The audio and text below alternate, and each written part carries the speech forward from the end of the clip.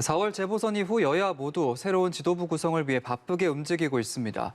이런 가운데 정부의 화이자 백신 추가 계약 발표도 나왔는데요. 여야는 상반된 반응을 나타내고 있습니다. 네, 오늘 관련 소식 두 분과 짚어보겠습니다. 한상익 가천대학교 부교수, 김우석 국민대학교 개관교수와 함께합니다. 어서 오세요. 어서 오십시오. 안녕하십니까. 네. 자, 정부가 화이자 백신 추가 확보 소식을 전해왔는데 여야가 지금 반응이 다릅니다. 여당은 안정적인 백신을 공급할 수 있는 기반을 마련했다라고 평가를 했고, 야당은 그래서 도대체 언제쯤 백신을 맞을 수 있는 것이냐 이렇게 얘기를 하고 있는데요. 두 분은 지금의 신경전 어떻게 보고 계신지 궁금합니다. 한 교수님 먼저 말씀해 주시죠. 야당과 언론의 임무는 감시와 견제죠. 예를 들어 커뮤니케이션학에서는 마치도 감시견의 임무라고 합니다. 그런데 가끔 보면 너무 감시를 심하게 하다 보면 견제를 이게 감시와 견제를 넘어서 공격견의 형태를 띠기도 해요. 지금 코로나 백신은 지금 전 세계적으로 수급 불안정이 있지 않습니까? 이게 분기를 확정할 수는 있어도 이걸 공급 일자가 언제 몇 월 몇 초까지 올 거냐 이걸 확정하는 건 거의 불가능해요. 그래서 저는 이거 국난이고 팬데믹이지 않습니까? 국난이고 팬데믹인 상황에서 정부가 뭐 약속한 분기 내에 안 들어왔다, 못 들여왔다. 그럼 강력하게 비판해야죠. 강력하게 비판하고 뭐 하는 거냐 해야 되는 것이 야당과 언론의 임무긴 하지만 아직까지는 아니지 않습니까? 이런 때는 과도하게 견제하다 공격만 한다 이런 얘기를 듣는 것보다는 좀 협조라기보다는 정부를 좀 믿고 기다려주는 이런 입장도 좀 사실 야당이 필요한 거거든요. 근데 어떤 느낌이 드냐면 여당이나 야당이나 뭐랄까 그 습성화돼 있다 그러나요? 여당은 무조건 환영하고 야당은 한번 놔보고 야당이 놔보고 이게 지금 습성화돼 있다. 이건 결국 정치에 좋지 않아요. 이래가지고 국민들이 이게 양쪽 다 양측의 손이 되는 거거든요. 이런 건 좋지 않습니다. 이번에 야당이 좀 그렇게 좀 행동을 나아졌으면 좋겠다는 생각이 좀 들어요. 예, 과도한 견제는 혼란을 야기할 수 있다라는 말씀이셨고요. 김 교수님 어떻게 보십니까? 뭐 대체적으로 맞는 말씀인데 제가 균형을 잡기 위해서 다른 말씀을 좀 드릴게요. 사실 여당에서 지금 이걸 안정적 백신 공급을 기반을 마련하는 쾌거라고 했어요. 그렇다고 하면 쓰가는 뭐 나라를 구하는 겁니까? 이거는 그 지나친 얘기다. 이렇게 표현하지 말아야죠. 당연히 해야 할 거를 그것도 늦은 상황에서 이걸 쾌거라고 얘기하면 국민들이 그거를 아 그래 잘했구나 이렇게 얘기하겠습니까? 그렇기 때문에 야당에서 공격을 할 수 있는 빌미를 주는 거고 겸손하게 해야죠. 지금 사실은 가장 중요한 거는 지금 시기가 문제가 아닙니까? 시기가. 예. 사실은 내년에 계약했는데 내년에 들어오는 게 무슨 소용이 있어요. 시기가 가장 중요한데 지금 이게 그 코로나 같은 경우에 변이 바이러스가 계속 생기고 있지 않습니까? 그래서 속도전이에요. 바이러스가 변이되는 것과 백신을 맞추는 집단 면역 하는 것이 속도전의 게임이란 말이에요. 그런데 지금 3분기라고 하면서도 그걸 구체적인 일정도 잘 모르겠다라고 하면은 최소한의 그게 안 되는 거죠. 이미 뭐 대부분 나라에서는 2분기에 뭐 그 집단 면역을 마무리하고 이렇게 하는 와중에서 거기에서는 이미 마스크 벗고 이렇게 하는데 우리나라의 그 국민들이 마스크를 3분기까지 계속 써야 하고 그것도 불확실한 상황에서 국민들이 요구하는 건 당연한 겁니다. 그런데 시기에 대해서는 얘기하지 말라. 우리는 뭐 이렇게 얘기하는 건 무책임한 얘기죠. 그래서 제가 보기에는 쾌거 이런 얘기를 하지 말고 확실하게 시기를 얘기하고 스케줄을 얘기해서 국민들을 안정시키는 게 가장 중요한 건데 지금 이걸 가지고 뭐 예전에 했던 쇼통 뭐 이런 식의 분위기를 자아낸다라고 하면 이건 또 다른 자충수가 될 거기 때문에 조심하시기 바랍니다. 네, 일단 김우석 교수께서는 속도전이 중요하다고 강조를 하시면서 시기를 좀 구체적으로 밝혀달라 이런 말씀 주셨습니다. 조금 전에 화이자 백신이 추가 확보됐다는 소식을 전했기 때문에 이 부분 짚어봤고요. 민주당 상황 이야기 나눠보겠습니다. 민주당에서는 지금 부동산 정책과 관련해서 엇갈린 목소리가 나오고 있는 것 같습니다. 규제를 조금 완화해야 한다 이런 목소리가 있는가 하면 원칙 없는 규제 완화는 반대다. 이렇게 서로 다른 의견들이 충돌되면서 지도부에서도 좀 수습을 하려고 하는 것 같아요. 일단 민주당 상황 어떻게 보고 계십니까? 좀 국회의원이란 고위공직자잖아요. 고위공직자는 원칙이 있어야 됩니다. 국회의원을 월급 받으려고 하거나 뽐내기 위해서 하는 건 아니지 않습니까? 그래서 국회의원의 한마디 한마디나 이런 것들은 굉장히 신뢰성이 담보가 돼야 돼요. 왜 작년부터 올해까지 부동산 투기 문제, 공급 문제부터 보유세까지 왜 했습니까? 한국이 가진 부동산 투기 문제와 이 세제 문제를 해결하기 위한 또는 완화하기 위한 원칙을 세우고 간 거거든요. 이게 찬성을 했어요, 여당이. 추진을 했지 않습니까? 근데 지금 선거를 졌다. 선거 지역이 크죠. 예. 그런데 그렇다고 해서 이거를 원칙과 방향을 호떡처럼 뒤집는다? 이런 정당이나 이런 국회의원을 믿고 누가 다음에 표를 주겠습니까? 이 사람이 뭘 추진하면은 그걸 믿고 어떤 행동을 국민에게는 정부가 주는 여러 가지 정책은 하나의 시그널이에요. 이 시그널을 믿고 행동을 했을 때 어떠한 결과가 온다는 걸 예측할 수 있어야 되거든요. 이렇게 호떡처럼 뒤집는 일부 의원들을 보면서 저 사람들이 국회의원 자격이 있는가라는 생각이 들 정도입니다. 세심하게 조정하는 것과 호떡처럼 뒤집는 건 완전히 다른 문제입니다. 그래서 민주당의 이런 일부 좀 몇몇 초선들이나 한두 분이 계신 것 같아요. 이런 건 안 되고요. 정부가 받아들일 리도 없고 받아들여서도 안 되고 전 지도부도 받아들이지 않을 거라고 그걸 확신합니다. 네. 그런데 그간 민주당에서는 민심을 제대로 듣지 못했다는 지적도 재보궐선거 3패 이후에 그 원인으로 나오기도 했었잖아요. 특히 이제 공시가격 문제라든가 보유세 문제 같은 경우에 선택의 문제인데요. 한국은 여전히 OECD 국가들 가운데서 몇 개 국가를 제외하고는 보유세가 가장 낮은 국가입니다. 옆에 나라 일본만 비교해도 거의 1.5배예요. 방향을 잡은 거거든요. 근데 이게 지금 항상 문제는 관료들은 저 같은 교수들 붙잡아도 얘기를 자꾸 들으니까 예. 소통이 부족해요. 확실히 부족합니다. 이 소통을 담당하는 게 당이에요. 당은 끊임없이 사람들을 만나고 이야기하는 게 주 임무지 않습니까? 이런 부분들을 자기가 못한 거죠, 당이. 여태까지 지난 한 8, 9개월 동안 제대로 못한 겁니다. 그 1가구 1주택의 실일 보유세 문제라든가 또는 생애 최초 그 주택 취득자의 LTV 문제라든가 이런 문제가 전부 문제가 있었고 특히 임대차 제도에 있어서도 여러 가지 그 미묘한 세심한 문제들이 나왔었거든요. 이런 부분을 못 챙긴 건 당연히 책임입니다. 우선 책임 통감해야 돼요. 그래서 저는 그 윤호중 원내대표가 그런 얘기를 했지 않습니까? 중단 없이 개혁하면서 세심하게 하나씩 정책을 조정해 나가겠다. 저는 이 부분에서 조정이 있을 거라고 봅니다. 조정을 했어야 돼요. 여러 가지 좀 무리한 점이 많았거든요. 저는 조정은 있을 수 있겠지만 글쎄요. 원칙을 뒤집는 것은 저는 없을 것이다. 또 없어야 한다. 이건 정치의 기본적인 신뢰 문제라고 저는 생각을 합니다. 예. 그 민심을 수습하는 과정에서 지금 말씀해 주신 것처럼 이런 보유세 부담을 좀 낮추는 이런 방안들이 거론되고 있는 상황이고 27일부터 부동산 특위에서 이 문제가 논의가 시작될 전망이라고 하는데 내부적으로 워낙 말이 많아서 교통 정리가 잘 될 수 있을지 어떻게 전망하시는지요? 제가 보기에는 사실 지금 말씀하신 뭐 중요한 말씀을 하셨어요. 지금은 당이 리드를 해야 하는 거죠. 어찌됐든 당은 민심을 듣고 그걸 정책으로 반영하고 법제화하고 정부를 이끌고 그다음에 그동안에는 대통령 중심으로 해서 갔다고 하면 지금은 사실은 대통령 지지도하고 당 지지도가 이제 역전의 기미가 있기 때문에 당이 그 다음을 위해서라도 주도하는 게 맞습니다. 그런데 당의 지도부를 만드는데 지금 굉장히 그 여러 가지 논의들이 있는 거예요. 예. 그래서 그건 지금 상황이 굉장히 가변적이기도 하지만 희망적이기도 하다라고 하는 생각이 드는데 저는 원칙 문제에 대해서는 좀 생각이 좀 다릅니다. 사실은 원칙이라고 하는 게 그동안의 원칙이 잘못됐다고 국민이 얘기하면 원칙을 바꾸는 게 원칙이죠. 그래서 원칙에는 많은 하이어르키가 층위가 있어요. 가장 상위의 층위는 민심입니다. 예. 이거를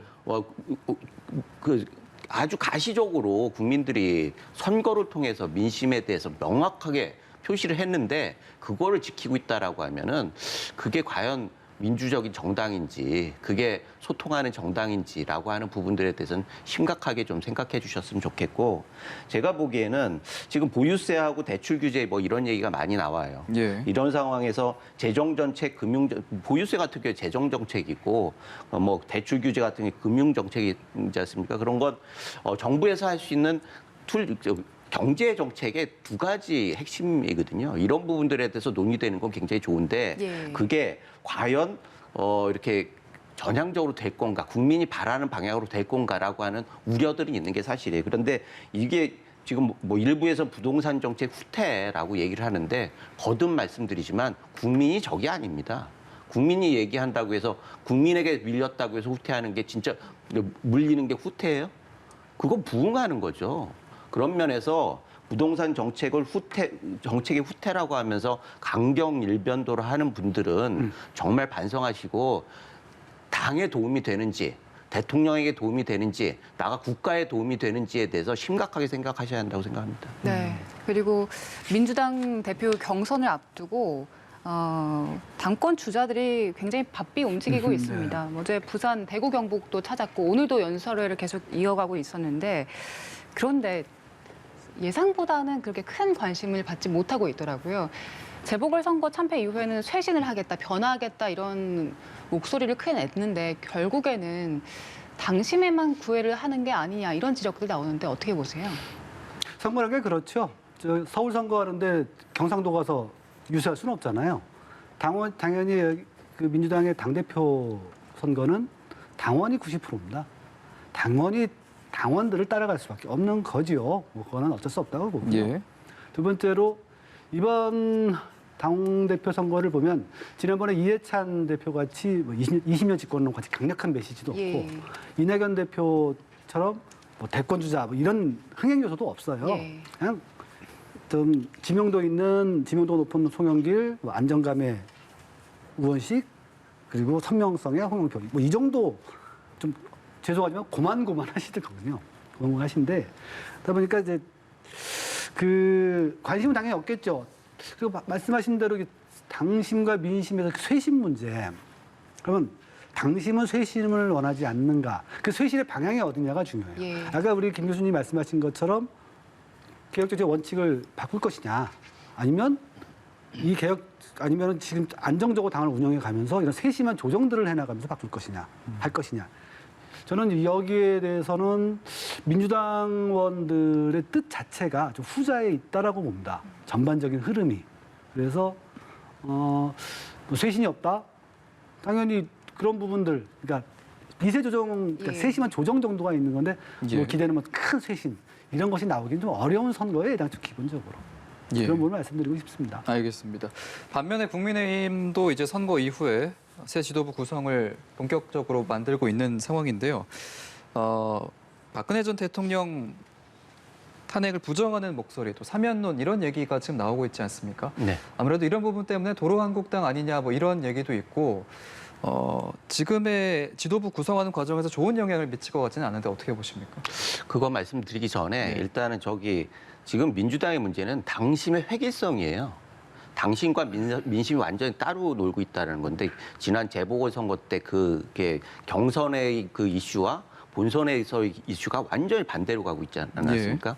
그런 부분들을 해결하지 않는 한은 어떤 얘기를 해도 신뢰를 못 얻는다. 특히 이번 대표 경선 같은 경우에는 이 대표가 대선 후보를 선출하는 관리를 하는 사람이고 그러고 대선 후보를 선출하는 바로메터가 돼요. 그렇다고 하면 대선 후보가 어떤 전략을 펴는지를 알 수가 있어요. 그러니까 결과적으로 이 결과에 따라서 대선 후보가 바뀌는 거고 그것에 따라서 대선 향방도 바뀌기 때문에 굉장히 중요한 거다라고 하는 예. 말씀을 먼저 드리고 예. 지금 제1야당에서 지금 탄핵 부정 사면론 얘기 나오는데 저는 뭐 사면론을 할 수 있다고 그래요. 그러나 탄핵 부정은 헌법을 무시하는 겁니다. 사실은 헌법 절차 자체를 무시해가지고 보수 정당이 과연 정상적인 논리를 펼 수 있을 것인가라고 하는 부분들에 대해서는 심각하게 생각을 해봐야 한다. 그래서 예. 지금 뭐 그 탄핵 부분에 대해서는 헌법 절차에 따라서 일단 완결이 된 거예요. 그걸 돌릴 수가 없어요. 그런데 그걸 계속 잡고 있는 한은 야당에서 그 다음 그 스텝으로 갈 수가 없는 거예요. 예를 들자고 하면 뭐 형사 재판에 무리다. 그건 뭐 재심 절차고 뭐 이렇게 구제 방법들이 있으니까 그런 것들은 추후에 수는 있죠. 그러나 탄핵 자체를 부정하는 거는 헌법 정신의 문제가 아니라 정치적으로도 전혀 도움이 되지 않는다. 예. 단 문제는 사면론 문제인데요. 사면론 부분은 사실은 이게 야당에서 얘기하기보다는 여당에서 결자해야죠. 문 대통령께서 차후를 위해서라도 이제 뭐 거의 1년도 안 남은 상황에서 사면의 기회가 많지가 않기 때문에 야당에서 이렇게 약간 그 분위기를 조성해 줬을 때 그런 기화로 해서 국민 통합 뭐 이런 식으로 해가지고 결단을 내려야지 이거를 계속 끌어가지고 결과적으로 그 원안만 남겨놓고 임기가 끝난다. 그러면은 똑같은 상황이 또 재발될 수도 있기 때문에 이런 부분들은 해제하는 자세로 스스로 좀 이렇게 해결을 하는 게 순리 아닌가 이렇게 생각이 됩니다. 네. 예. 사면론 관련해서는 여당이 결자 해지를 해야 한다. 이 말씀 어떻게 들으셨습니까? 그러니까 이게 지금 뭐가 빠져 있냐면 그분들이 왜 들어가 있는지가 빠져 있어요. 지금 말씀드린 그분들은 잘못을 해서 들어간 겁니다. 부정부패를 저질렀고요. 국정을 농단했죠. 그러면은 그분들의 사면을 이야기할 수 있는 사람은 사실은 국민들밖에 없어요. 누구도. 또 국민들이 사면을 하고 싶어도 당사자들이 전혀 인정과 반성을 안 해요. 또는 그분들을 배출한 정당이 정말 가장 책임 없는 김종인 위원장이 한 말씀 하신 이후에 전혀 그것을 좀 정치적으로만 바라보고 있거든요. 그건 정치의 문제가 아니라고 생각을 합니다. 사면이라는 거는 이 전직 대통령 저도 고령의 두 대통령이 감옥에 있는 게 좋으냐? 뭐 그렇게 좋아할 대통령 국민이 얼마나 있겠어요. 사면을 하고 싶어도 못하는 겁니다, 지금. 이 두 분들이 전혀 반성의 얘기도 없고 배출한 정당도 선거 바로 끝나니까 바로 또 다시 우린 잘못한 거 없다, 사면해라. 이렇게 나오고 있지 않습니까? 예. 저는 이 부분을 먼저 고쳐야 한다고 생각해요. 이 부분이 되어야 대통령이 사면하고 싶어도 지금 못하는 상황이다. 저는 이렇게 생각을 해요. 예. 이 부분을 좀 고쳐줘야 대통령이 사면을 하든 뭐라든 할 수가 있을 겁니다. 네, 제가 알겠습니다. 보기에는요. 사면에서 반성해가지고 사면받은 사람은 거의 없습니다. 이거는 국민 통합 차원에서 하는 거고요. 그걸 핑계로 대면 영원히 못하는 거예요.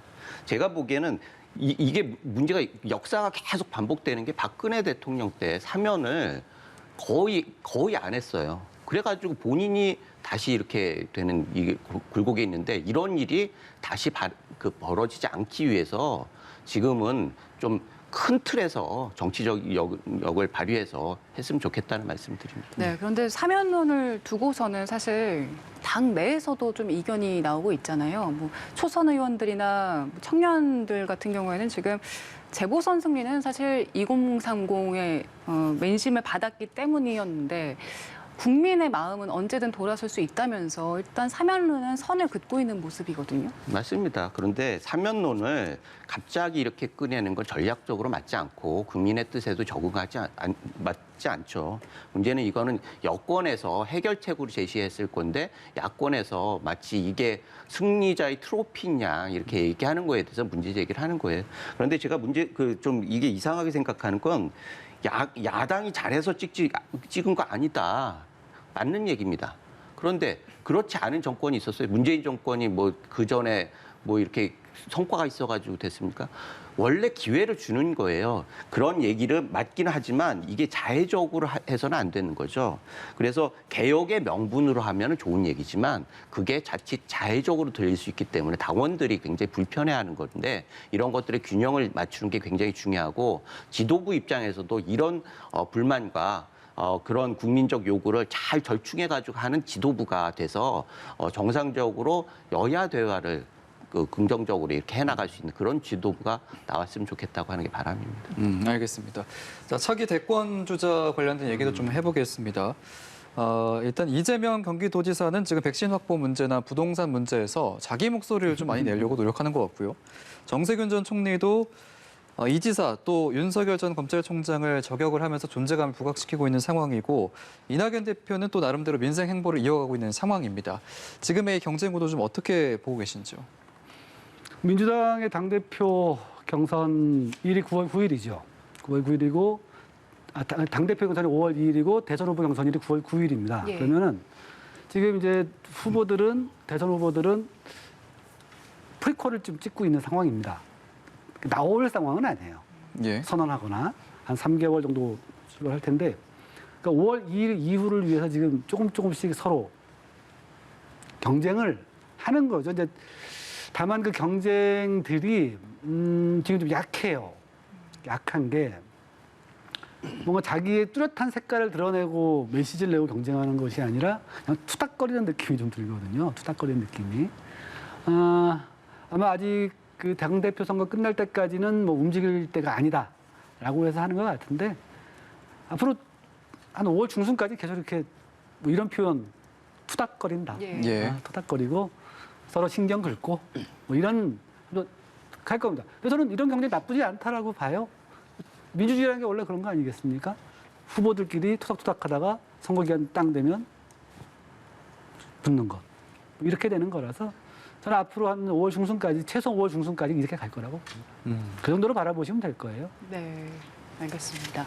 그리고 국민의힘에서도 역시 대권 주자들이 이제 대권 주자들은 아니고요. 예.